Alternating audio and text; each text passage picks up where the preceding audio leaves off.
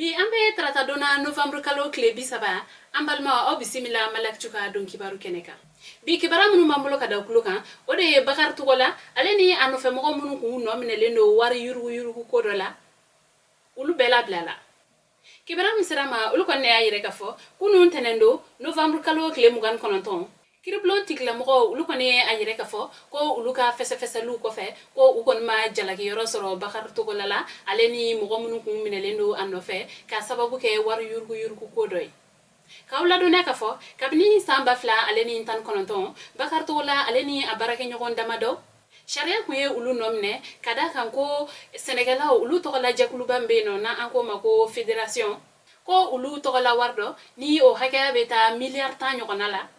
akunyere la ka fo ko bakar tola aleni abarake nyogondo ko ulu ye ni wari nunu nganamu kabni samba fla aleni tan saba kanabla samba fla aleni tan konontona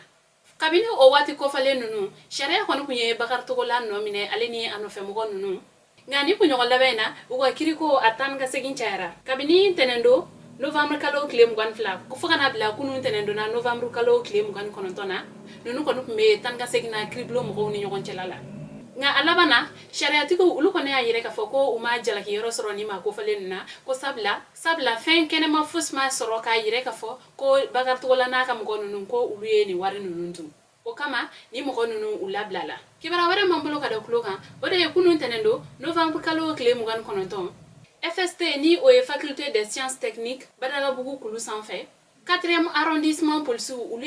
kalande flamine nuna ka sababu ke kele kibara msalama ulu konne ayire ka fo 4e arrondissement polsu ulu kalande flamine nuna kada ka marama fen ulu kumbe ubulo kibara msalama ulu konne ayire ka fo ko kalande fla o kalanden flani ayre la ka ko nunu flabe kon kunye che ko nunu ne dala manga ke fukata ato ere kon ke uga marfa kon ta nyogon kama midi wakati FST kon nala ko kalanden che man flare kon be no ko nunu e dala manga ke o to la ba ere kon feneke la nunu e marfa bo nyogon kama kelen koni damne ni 4e arrondissement polsu ulu koni nali yorena o maja nyogona ulu kon nana kana ni kalande flanu numne kasoro pistolet automatique aleni bamana marfado o kon be ni kalande numbulu o sabu ala ulu kon ye umne ga o kofe ni polsi nunu klela tuguni ni ka jigin kalanso e shioro to kon nala ni o ye campus ye uka o sega le nunu kon sen fe u kon borani bese chama e kalande ulu si yoro la aleni muru chama aleni keleke bere fene chama ame wakati mine ko sisa sege lu ko ni ndamne la ga ni kalande flan nun ko ni ulu be kriblon tigla mo ko ni ka boloka uni nyangilim kaka o ga dawka kibara wara mambolo ga dawkuloka o de neuro di sahel ngo jendo ko ni kela no arabado ni anyere la khafoko akasarabu yana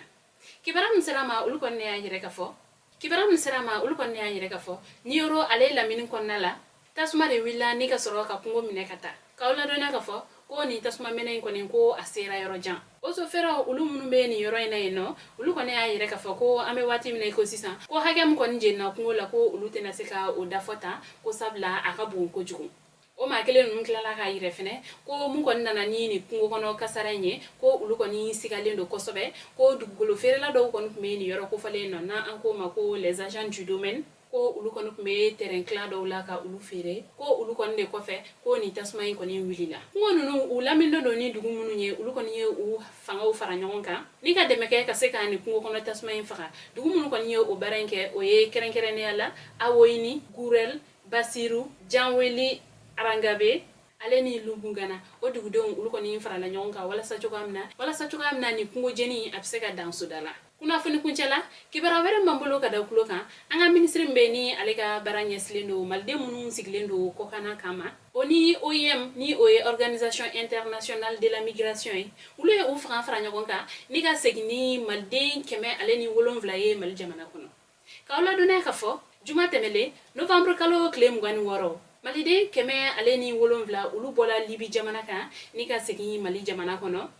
kasoro umajugwe kasoro umajakuya ko mamunu segilen flani ko ni atakalaje ko muso mugwan wolonvla ulubwe ula dem seni munu be no ushima santan segin soro ko o mugom mugwan shegi kumala ale ni dem fitinu ale ni mamunu yere kon fene be no ni tama khagelen uma o manani kumala ministry ale kon ni a deme bakaton ni oye OIM we ulu koni ye usenfa ka se Mali panguru sobala ni oye aéroport international président Morbo Keita Bamako senu nunu koni sele Mali dugukolo sanfɛ coronavirus o koni sɛgɛsɛgɛliw kɛraw la nga yɛlɛla ka fɔ ko coronavirus ma ye ni manu nushila nga o benata u koni ye u kleni u ye ministère o koni ka ministère ale ni ademe bagaton ulu ka tungaranke bisimila yoro mbe no ni manu nuntara no soni wati che ka la donna ka fɔ ame domne iko bi nyina san konna la ko malde munu segina ko tunga gelela malde munu mani u segina u yere ni mali jamana ka deme ale ni a jenyon ko ulu hakaya kon beta malien de ba sheki nyogona la ko ulu hakaya beta malien ba sheki nyogona la ambalema ni ne ko ya awa bidon kibaru e kada okluka ani che aka kuluma jola o kambe anyogona were